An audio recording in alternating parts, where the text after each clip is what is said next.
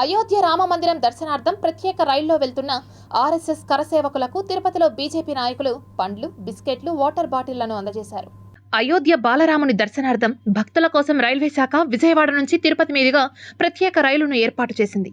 అందులో భాగంగా ఆదివారం తిరుపతి నుంచి 200 మంది ఆర్ఎస్ఎస్ కరసేవకులు అయోధ్యకు పయనమయ్యారు. వీరికి తిరుపతి రైల్వే స్టేషన్ వద్ద బీజేపీ నాయకులు గుండాల గోపీనాథ్ రెడ్డి ఆధ్వర్యంలో బిస్కెట్లు, పండ్లు, వాటర్ బాటిళ్లు అందజేశారు. కరసేవకులు 200 మంది రైల్వే ప్రత్యేకంగా వేసిన విజయవాడ జంక్షన్ నుంచి అయోధ్యకి ఆ ట్రైన్ ఈరోజు తిరుపతికి సాయంత్రం 6 గంటలకు వచ్చింది. ఇక్కడి నుంచి 200 మంది అయోధ్యకు రామ మందిర దర్శనానికి, బాలరాముని దర్శనానికి ఇక్కడి నుంచి వెళ్ళారు.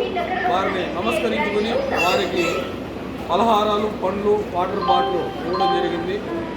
రైల్వే వారు ప్రత్యేక ప్యాకేజీ మంచి అయోధ్య రామ మందిరానికి మంచి ప్యాకేజ్ చేశారు.